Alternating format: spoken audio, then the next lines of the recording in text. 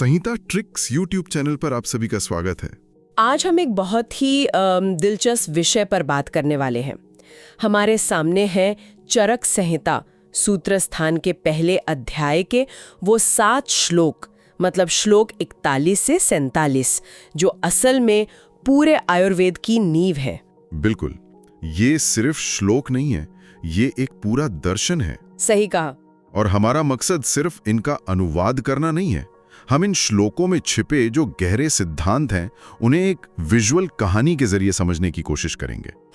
हम देखेंगे कि कैसे आचार्य चरक हमें जीवन की परिभाषा से शुरू करके आयुर्वेद के परम लक्ष्य तक ले जाते हैं। तो चलिए इस गहरी समझ की यात्रा शुरू करते हैं। हाँ, हमारा पहला पड़ाव है श्लोक संख्या 41। जी, ये श्लोक आयुर्वेद का दायरा तय करता है। ये बताता है कि ये शास्त्र है किस बारे में। श्लोक है, हिता हितम सुखम दुखम आयुस् तस्य हिताहितम मानम चितच्च यत्रोक्तम आयुर्वेदा स उच्यते। 41। अब पहली नजर में लगता है कि आयुर्वेद सुख और दुख भरे जीवन की बात करता है, पर यहाँ कुछ और भी गहरा है ना? बिल्कुल। हित और अहित आयु का भी जिक्र है। इन चारों में क्या फर्क है? यही इस श्लोक का सबसे जरूरी हिस्सा है। आज की दुनिया में हम अक्सर सुख और हित को एक ही मान लेते हैं। हाँ, मतलब हमें लगता है कि जो चीज हमें खुशी दे रही है, जो सुख दे रही है, वो हमारे लिए अच्छी होगी, हितकरी होगी। बिल्कुल, लेकिन आयुर्वेद यहाँ एक बहुत बारीक फर्क कर रहा है। जैसे देर रात तक दोस्तों के साथ पार्टी करना या मीठा खाना, ये थोड़े समय के लिए सुख तो दे सकता है, पर क्या ये लंबे समय में हमारे लिए हितकर है? शायद नहीं। बिल्कुल सही पकड़ा, यही फर्क है। सुख आयु एक आनंदमयी और आरामदायक जीवन है, जबकि हित आयु वो जीवन है जो आपके परिवार और समाज सबके लिए फायदेमंद हो, भले ही उसमें कुछ अनुशासन की जरूरत पड़े। अच्छा। और इसी को समझाने के लिए ये विजुअल देखिए। यहाँ 4 रास्ते दिखाए गए हैं। हाँ, मैं देख रहा हूँ। तो ये पहली तस्वीर जिसमें एक अंधेरा उलझा हुआ जंगल का रास्ता है, ये अहित आयु है। एक ऐसा जीवन जो हमें नुकसान पहुंचाता है, जिसमें बुरी आदतें शामिल हैं। हाँ। और दूसरा, ये पथरीला पहाड़ी रास्ता, ये दुख आयु है। जीवन की मुश्किलें, तनाव, बीमारियां।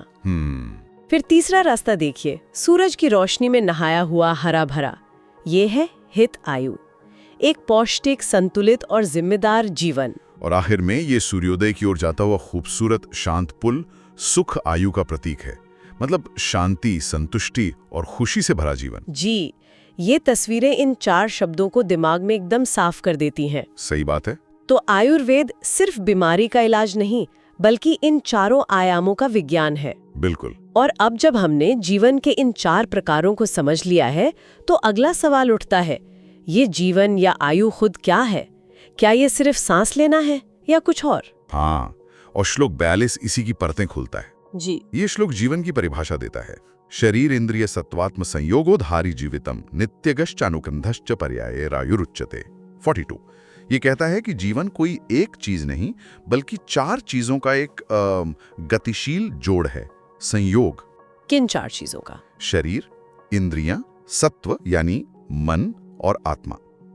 जब तक ये चारों एक साथ जुड़े हैं, जीवन है। और इस जुड़ाव को समझने के लिए हमारे शास्त्रों में एक बहुत खूबसूरत उपमा दी गई है, जो इस स्लाइड में है, जीवन का रथ। ये एनालॉजी लाजवाब है। हाँ, मैं देख सकता हूँ। यहाँ रथ जो है वो हमारा शरीर है, और इस रथ को खींचने वाले घोड़े हमारी इंद्रियां हैं, आंख, कान, नाक, जो हमेशा बाहर की दुनिया की तरफ भागना चाहती हैं। बिल्कुल। और इन घोड़ों को काबू में रखने वाली लगाम हमारा मन यानी सत्व है। अगर लगाम ढीली पड़ जाए तो घोड़े कहीं भी भाग सकते हैं और रथ को, मतलब शरीर को, तोड़ सकते हैं। और रथ के अंदर जो यात्री बैठा है वो है आत्मा, इस यात्रा का असली मालिक। ये तस्वीर एक झटके में समझा देती है कि अच्छा जीवन जीने के लिए इन चारों का तालमेल कितना जरूरी है। और ये भी कि मन का मजबूत होना सबसे अहम है। ये तो अद्भुत है। लेकिन श्लोक का दूसरा हिस्सा भी है, जिसमें जीवन के कुछ पर्यायवाची शब्द दिए गए हैं। धारी, जीवितम, नित्यगा और अनुबंध। ये सिर्फ सिनोनिम्स तो नहीं होंगे? नहीं, बिल्कुल नहीं। इनके भी गहरे मतलब हैं। ये जीवन के अलग अलग पहलुओं को दिखाते हैं। अब अगली स्लाइड को देखते हुए इनके पीछे के गहरे अर्थ को समझते हैं। देखिए, श्लोक को दोहराने की जरूरत नहीं, बस इस विजुअल पर ध्यान दें। ठीक है। पहला शब्द है धारी, यानी जो धारण करे। ये वो शक्ति है जो शरीर को क्षय होने से, सड़ने गलने से रोकती है। जैसे इस तस्वीर में ऊर्जा के धागे एक शरीर को थामे हुए हैं। अच्छा। और दूसरा शब्द जीवितम, जिसका मतलब है जो जिंदा रखे, जिसमें प्राण हो। इस तस्वीर में शरीर के केंद्र में एक चमकता हुआ गोला दिखाया गया है, जैसे जीवन की लौ जल रही हो। हाँ, ये प्राण शक्ति का प्रतीक है। तीसरा है नित्य, जो हमेशा चलता रहे। ये बताता है कि जीवन कोई रुकी हुई चीज नहीं, बल्कि एक नदी की तरह हर पल बह रहा है, बदल रहा है। जन्म से मृत्यु तक ये गति कभी नहीं रुकती। बिल्कुल। और चौथा अनुबंध, ये मुझे सबसे ज्यादा दिलचस्प लगा। हाँ, इसका मतलब है जुड़ाव या बंधन। ये तस्वीर दिखा रही है कि कैसे आत्मा कर्मों की श्रृंखला के साथ एक शरीर से दूसरे शरीर में जाती है। ये वो धागा है जो हमारे पिछले जन्मों को अगले जन्मों से जोड़ता है। तो इन 4 शब्दों से आयुर्वेद जीवन की कितनी गहरी तस्वीर पेश करता है। एक ऐसी शक्ति जो शरीर को बिखरने से रोकती है, उसे जिंदा रखती है, हमेशा चलती रहती है और जन्मों जन्मों तक एक बंधन में बंधी रहती है। कमाल है। तो अब हम समझ गए कि जीवन क्या है और उसके प्रकार क्या है। अब श्लोक 43 ये बताता है कि इस जीवन के ज्ञान यानी आयुर्वेद को इतना पवित्र क्यों माना गया है। श्लोक है, तस्यायुषः पुण्यतमो वेदो वेदो वेदाम मता वक्ष्यते यन मनुष्याणाम लोकायुर्वयोर्हितम। 43। इसमें एक शब्द है पुण्यतम, यानी सबसे पवित्र। आयुर्वेद को सबसे पवित्र क्यों कहा गया? क्योंकि इसका सायदा सिर्फ एक जगह या एक समय तक सीमित नहीं है। श्लोक कहता है लोकायुर्वयोर्हितम, यानी जो इस लोक और परलोक दोनों में हितकारी हो। अच्छा। आयुर्वेद हमें स्वस्थ शरीर देता है और स्वस्थ शरीर ही धर्म, अर्थ, काम और मोक्ष, इन चारों पुरुषार्थों को साधने का एकमात्र जरिया है। बीमार शरीर से आप ये सब नहीं कर सकते। और इसी विचार को ये विजुअल 2 दुनियाओं के बीच का पुल बहुत खूबसूरती से दिखाता है। यहाँ एक तरफ एक साधारण सा सांसारिक गांव है और दूसरी तरफ एक दिव्य सुनहरा लोक, और इन दोनों को जोड़ने वाला पुल जड़ी बूटियों और लताओं से बना है। बिल्कुल, ये पुल ही आयुर्वेद है। हाँ, ये सिर्फ हमारे शरीर को ठीक नहीं करता, बल्कि ये हमारे भौतिक जीवन को हमारे आध्यात्मिक लक्ष्यों से जोड़ता है। एक स्वस्थ और उद्देश्यपूर्ण जीवन जीकर ही हम इस लोक को भी सार्थक बना सकते हैं और परलोक का रास्ता भी साफ कर सकते हैं। ये बहुत ही शक्तिशाली विचार है। अब हम उस सिद्धांत पर आते हैं जो शायद पूरे आयुर्वेद का सार है, जिस पर सारी चिकित्सा टिकी है, श्लोक 44। हाँ, मुझे भी लगता है कि ये सबसे महत्वपूर्ण श्लोकों में से एक है। बिना किसी शक के ये आयुर्वेद का ग्रैंड यूनिफाइड थ्योरी है। श्लोक है, सर्वदा सर्वभावानां सामान्यम वृद्धि कारणम ह्रास हेतुर्विशेषश्च प्रवृत्तिरुभयस्य तु। 44। इसका मतलब बहुत आसान और गहरा है।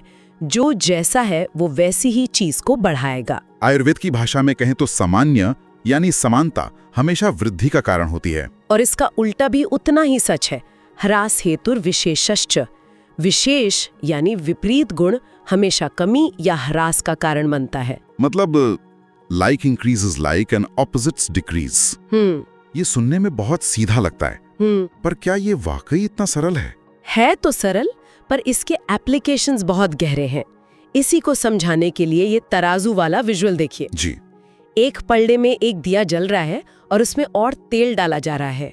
तेल का गुण अग्नि को बढ़ाने वाला है, यानी सामान्य है। नतीजा? लौ और तेज हो जाती है। शरीर में भी यही होता है।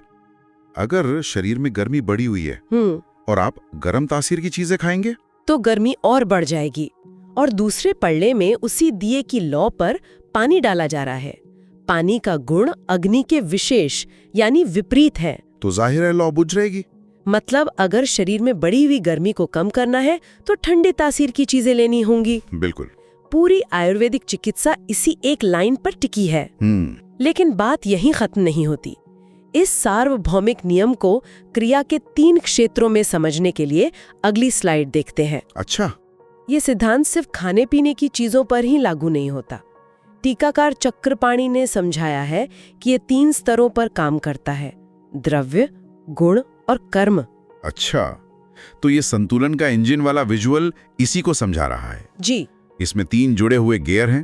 पहला है द्रव्य यानी पदार्थ, जैसे यहाँ दिखाया है कि मांस खाने से शरीर की मांस धातु बढ़ती है। हाँ, मांस से मांस की वृद्धि, ये तो सीधा है जी। दूसरा गियर है गुण यानी क्वालिटी।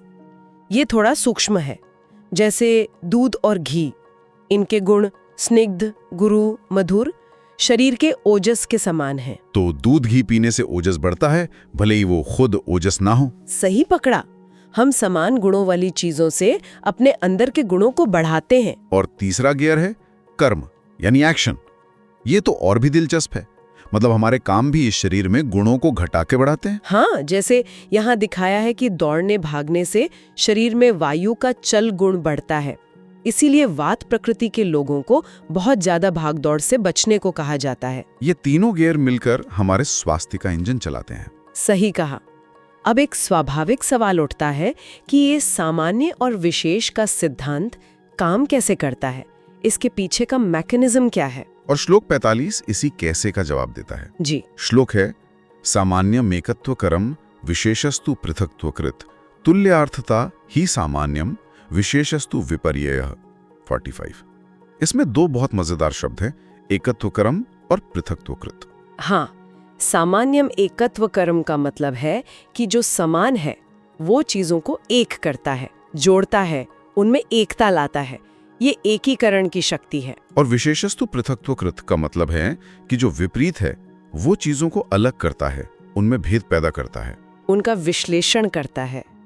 ये पृथक्करण की शक्ति है। इस एकीकरण और पृथक्करण को समझाने के लिए ये नदी वाला विजुअल बहुत अच्छा है।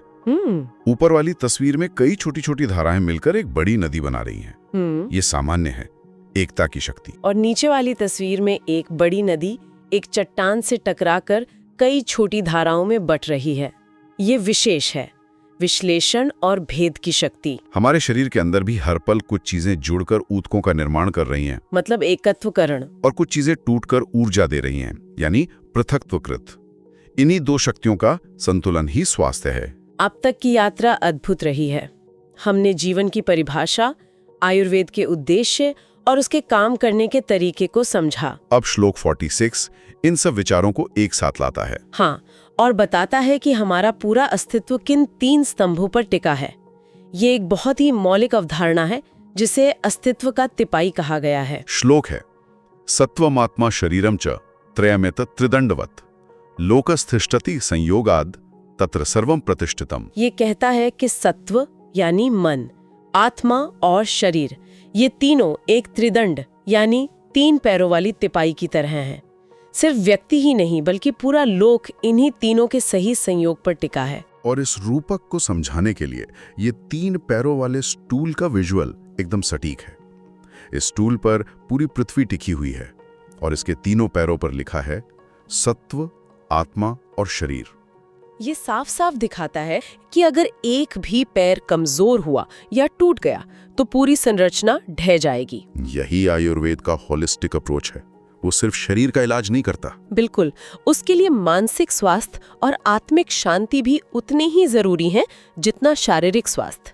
अगर मन बीमार है तो शरीर कभी पूरी तरह स्वस्थ नहीं हो सकता। स्थिरता के लिए तीनों का मजबूत होना अनिवार्य है। जी। और अब हम इस सफर के आखिरी और शायद सबसे महत्वपूर्ण श्लोक पर पहुंच गए हैं। श्लोक 47 जो इन सभी सिद्धांतों का सार निकालकर हमें बताता है कि आयुर्वेद का अंतिम फोकस क्या है। हाँ, ये सब ज्ञान किसके लिए है, ये श्लोक सारी चर्चा को एक केंद्र बिंदु देता है। श्लोक है सपुमांश चेतनम तच्च तच्चाधिकरणम स्मृतम वेदस्यास्य तदर्थम ही वेदोयम संप्रकाशितः। 47 ये कहता है कि मन, आत्मा और शरीर का ये जो सचेतन संयोजन है जिसमें चेतना है वही पुरुष है, सचेतन प्राणी।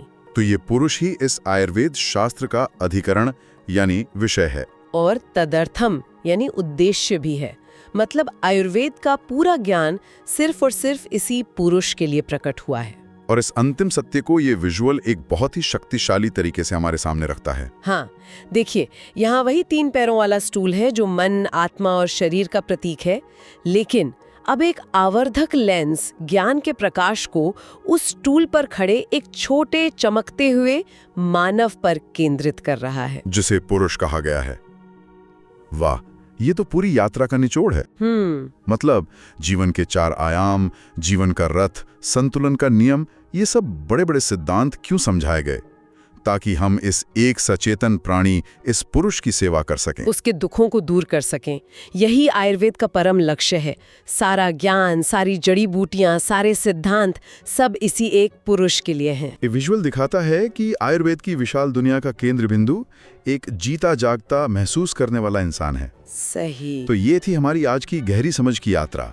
हमने श्लोक 41 से शुरू किया, जहां जीवन के 4 रास्ते दिखाए गए, और श्लोक 47 पर आके हमने देखा कि उन सभी रास्तों का मकसद एक ही मंजिल तक पहुंचना है, पुरुष की सेवा। और हमें उम्मीद है कि ये विजुअल रूपक, जीवन का रथ, संतुलन का तराजू, 2 दुनियाओं का पुल, ये सब इन गहरे सिद्धांतों को सिर्फ समझने में ही नहीं बल्कि हमेशा के लिए याद रखने में भी मदद करेंगे। ये सिर्फ तस्वीरें नहीं, ज्ञान के शक्तिशाली उपकरण हैं। बिल्कुल। इन ऋषियों का अभ्यास करते रहें और हम आपसे संहिता ट्रिक्स यूट्यूब चैनल पर अगले व्याख्यान में मिलेंगे। If you feel a little smarter now, hit the like button. It helps other learners find this video. Let me know in the comments which part of the video you liked most, or any questions or suggestion you still have. Subscribe right here so you can continue your journey with us. And don't forget to share this with a friend who needs a little clarity. See you soon. And while you wait for our next lesson, click on the video that just appeared on your screen now to dive deeper into Ayurveda concepts.